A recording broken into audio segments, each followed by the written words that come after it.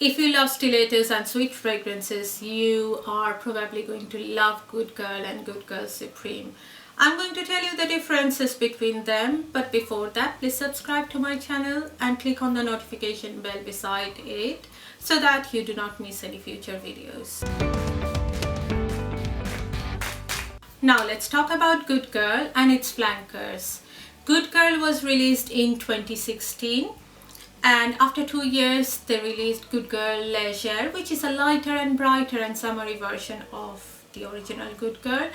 And in 2020, they have released Good Girl Supreme.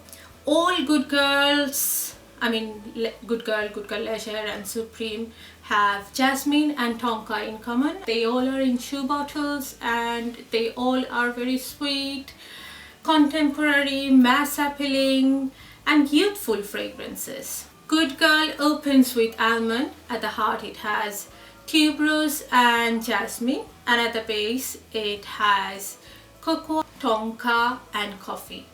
Good Girl Supreme opens with forest fruits, and then at the heart it has orange blossom and jasmine, and at the base it has vetiver and tonka. The hearts are similar white floral-ish. Tuberose doesn't stand out much in my opinion in Good Girl. It is there, I can smell it, but it's not really a tuberose fragrance. Both the hearts are similar, but the top and the base are different in them. The base is also very similar, but I get that vetiver note at the base of Good Girl Supreme. The other difference between Good Girl and Good Girl Supreme is that Good Girl Supreme has glitters that Good Girl doesn't have.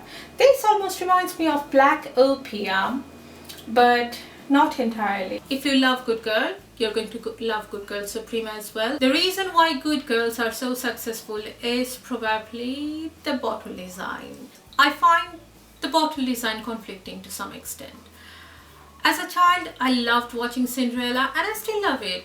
But as a parent, I think it is difficult to process the story without the likelihood of developing princess syndrome or Cinderella complex. If you don't know what they are, princess syndrome is basically characterized by entitlement and some other narcissistic behaviors among young adults or adults. Cinderella complex is inability to take charge and change your life because someone, not you personally, someone wants to be rescued by Prince Charming when there is no need to. Being a woman is already physically exhausting. We go through menopause, menstruation, childbirth and pregnancy, and sometimes body shaming to meet others' expectations. In the Western world, quite some time ago, women used to wear corsets to make them look in a certain way, which often made them faint. In the Eastern world, in China in particular, women used to go through food binding to shorten their food, which was a brutal process. I don't want to go in depth into it. Stilettos look great on models in the catwalk, but they are not comfortable to wear. They are probably pretty, but also represent lots of pain and discomfort to be pretty. And that is not my thing. I do have a pair of stilettos. I try on for a while and then I think, oh no, I can't, it's too uncomfortable. I have these conflicting feelings and all these negative associations make me love and hate these stilettos. That's just me, that's not everyone's opinion, and it doesn't have to be. I came across some of the marketing materials of Good Girl Supreme which seemed ridiculous to me. The advert of Good Girl Supreme shows Carly Kloss walking on a glass floor that cracks as she steps.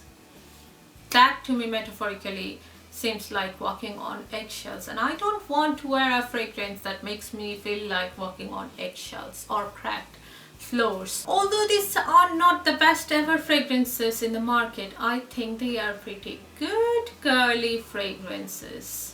Pun intended. They have great longevity and they smell really nice and sweet. So that's all about them. I hope you like this video, and if you like it, please don't forget to press the like button and comment below to share your opinions, and don't forget to subscribe. See you soon.